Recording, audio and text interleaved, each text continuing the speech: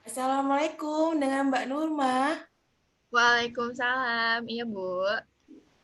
Saya Bu Siska. Mbak bisa panggil saya itu dengan sebutan Mbak atau Ibu agar lebih akrab. Saya panggilnya Ibu aja nggak apa-apa ya? Oh iya, nggak apa-apa Mbak. Sepertinya Mbak butuh bantuan saya hingga Mbak datang ke saya. Iya, gini Bu. Jadi saya itu dapat rekomendasi dari teman saya untuk mendatangi Ibu. Saya kan sedang ada permasalahan pribadi. Mungkin jika saya datang dan cerita ke Ibu, saya dapat menemukan solusi dari permasalahan saya.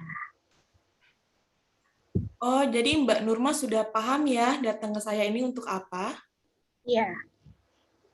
Jadi begini, sebelum kita masuk di proses konseling ini, saya jelaskan dahulu sifat dan proses konseling itu seperti apa. Sebelumnya, saya berterima kasih juga kepada Mbak Nurma karena telah mendatangi saya. Di dalam proses konseling ini ada hubungan profesional. Jadi, saya akan memperkenalkan diri saya dulu. Saya memegang gelar sarjana bimbingan dan konseling dengan spesialisasi konselor. Saya merupakan lulusan dari Universitas Indah PGRI. Selain itu, saya juga menjadi seorang guru di sekolah negeri di Bekasi. Saya juga mempunyai izin dan sertifikat resmi untuk membuka praktek konseling. Jadi di sini pada awalnya saya akan mendengarkan seksama em, dari cerita Mbak Nurma. Dengan begitu, kita bisa mengevaluasi masalah yang Mbak alami. Di dalam konseling ini sudah pasti akan terjaga kerahasiaannya, jadi Mbak tidak perlu khawatir. Kemudian untuk waktu yang saya berikan itu biasanya sekitar 30 sampai dengan 40 setiap satu kali pertemuan. Maaf sebelumnya Bu, saya boleh bertanya? Iya, boleh silakan. Kira-kira bagaimana ya kalau misalkan pertemuan kali ini lebih dari 1 jam, lebih dari waktu yang sudah ditentukan? Lebih efektifnya kita akan menjadwalkan kembali untuk bertemu. Karena jika langsung sampai sebegitu lamanya, nanti mbaknya sendiri yang akan bosan. Oh gitu, ya udah. Iya Mbak Nurma sudah paham kan? Jadi nanti kita lihat dulu permasalahannya Mbak, baru nanti kita bisa menjadwalkan kembali untuk bertemu. Ya oke, ya paham. Nampaknya Mbak Nurma ini sedang gelisah, sedang ada masalah apa Mbak? Jadi sebenarnya saya kan mahasiswa semester akhir, tapi saya tidak bisa konsentrasi mengerjakan skripsi saya. Pikiran saya tuh jadi terpecah. Ada banyak berbagai masalah yang membuat saya tidak bisa fokus. Jadi saya tuh bingung harus ngapain. Tidak fokus seperti apa yang Mbak Anda maksudkan itu ya? Saya tidak dapat berkonsentrasi. Eh, jadi kurang konsentrasinya itu seperti terpecah gitu ya Mbak? Iya, seperti itu, Bu. Bisa Anda jelaskan lebih jelas perihal permasalahan yang Anda alami selama ini Mbak? Permasalahan dengan kedua orang tua saya, Bu. Oh, kalau boleh tahu permasalahan seperti apa dengan orang tua Mbak sampai membuat Anda kehilangan fokus seperti itu, Mbak? Orang tua saya tuh selalu menekan saya untuk segera menikah. Saya dijodohkan dengan seorang laki-laki. Apakah seorang laki-laki yang dijodohkan kepada Anda itu Anda mengenal dengan baik, Mbak? Saya sama sama sekali tidak mengenalnya, bahkan bertemu saja belum pernah. Itu kan dikarenakan saya selalu menolak atas ajakan mereka untuk bertemu. Lalu tadi Anda katakan bahwa orang tua Anda selalu menekan Anda untuk segera menikah dengan melalui perjodohan. Iya, orang tua saya sudah sekitar sebulan ini menekan saya untuk menikah. Sedangkan saya saja masih sibuk dalam perkuliahan saya yang sedang menyusun skripsi, bukan bahkan ditambah juga dengan kesibukan saya yang bekerja. Saya benar-benar sangat lelah sama ini semua. Iya, Mbak nampaknya sangat frustasi ya. Ya. Tapi permintaan orang tua saya ini benar-benar sangat saya pertimbangkan ya Bu, karena orang tua saya sudah sangat tua dan saya merupakan anak tunggal di keluarga. Saya sangat sayang kepada kedua orang tua saya. Mereka juga hanya mereka yang saya punya di dunia ini gitu kan. Tapi jujur saya emang belum siap untuk menerima permintaan mereka yang seperti itu.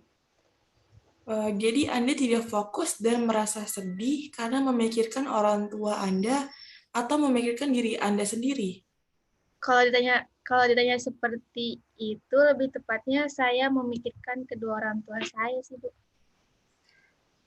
Berarti Anda ini beranggapan bahwa Anda tidak fokus dan merasa sedih karena memikirkan kedua orang tua Anda yang memberikan permintaan seperti itu kepada Anda. Iya, Bu.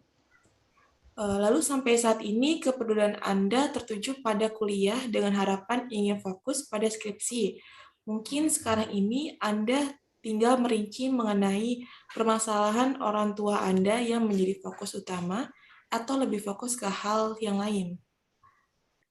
Tidak juga sih, Bu. Saya kan juga ingin fokus dan konsentrasi untuk mengerjakan skripsi saya. Karena saya juga punya target yang harus yang bisa cepat lulus dalam waktu yang tepat lah di tahun ini. Tapi bagaimana ya? Saya bingung gitu, bingung banget. Bingung kenapa? Saya yakin Anda akan berbicara apa adanya mengenai perihal permasalahan yang Anda alami saat ini. Anda bisa menjelaskan semua permasalahan yang Anda rasakan selama ini, Mbak. Selain permasalahan orang tua saya juga kan bekerja, Bu. Ketika saya sudah lelah bekerja, saya kan ingin beristirahat ya di rumah.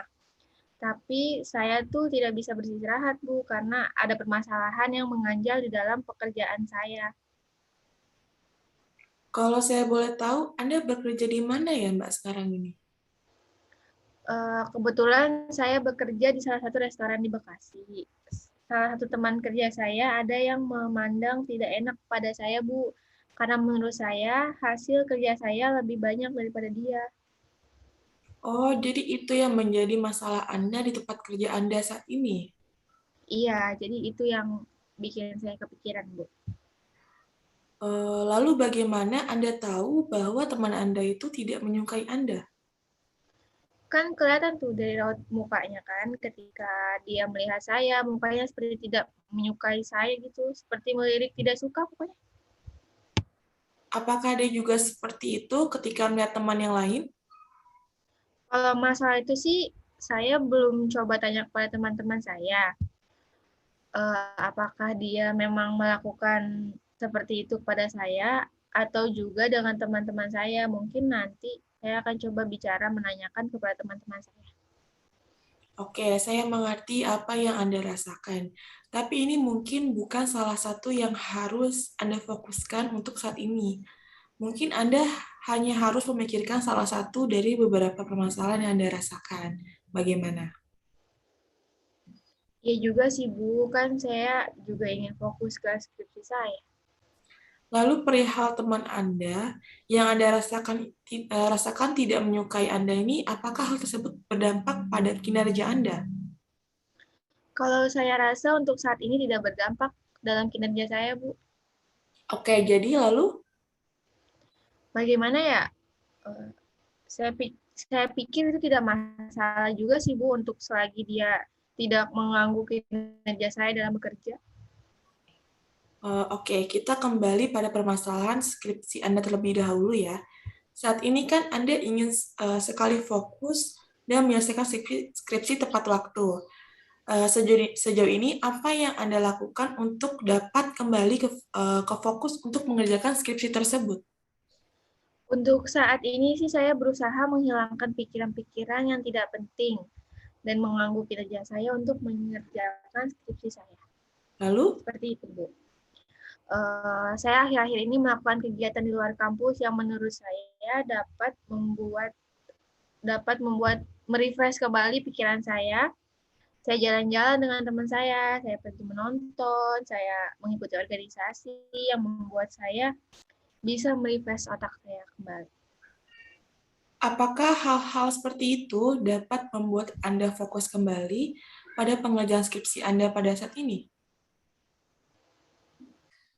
Baiklah, sepertinya sekarang ini Anda itu masih bingung ya, harus memfokuskan bagaimana untuk melanjutkan skripsi itu seperti apa. Jadi, Ya, jadi begini Bu, mungkin menurut saya harus lebih rajin lagi bimbingan ke dosen saya. Dan juga saya harus bisa membagi jadwal antara skripsi dan juga bekerja. Kira-kira menurut Ibu gimana ya? bagus. Mengenai hal tersebut, saya rasa Anda lebih paham bagaimana seharusnya yang Anda lakukan agar skripsi Anda lekas selesai dan Anda dapat wisuda dengan tepat waktu. Apakah Anda itu bekerja terbagi dalam shift? Iya Bu, benar sekali. Seminggu saya masuk pagi, seminggu lagi saya masuk siang. Lalu bagaimana dengan jadwal perkuliahan Anda? Masalah jadwal kuliah saya bergantian, Bu. Jika saya masuk jam pagi, saya akan ambil kelas di jam sore. Namun ketika saya masuk kerja siang, saya akan ambil jam kuliah pagi, Bu.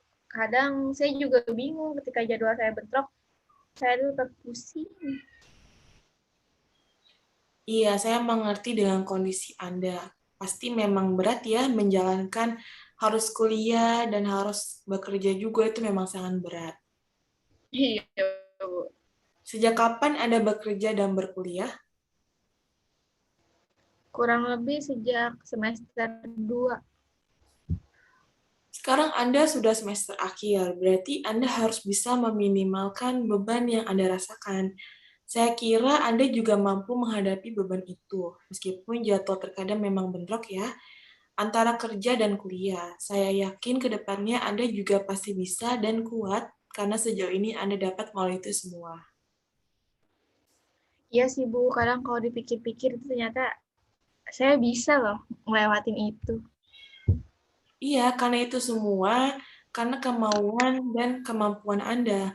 Anda juga bertekad melalui segala beban yang Anda rasakan. Buktinya sejauh ini, Anda bisa kan melaluinya. Kalau boleh tahu, berapa hari sih Anda berkuliah? Untuk semester ini saya hanya kuliah di hari Kamis aja, Bu.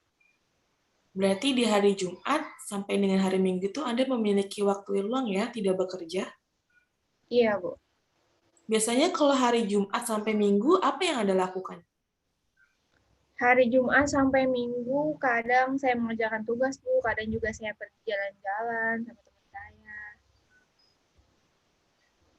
Bisakah Anda membuat jadwal terkait tugas apa yang akan Anda lakukan, kerjakan? Saya rasa sih bisa ya, Bu. Mungkin saya akan memasukkan skripsi saya dalam daftar pengerjaan tugas ke jadwal saya. Nah, itu bagus. Bagaimana, apakah Anda masih bingung untuk saat ini?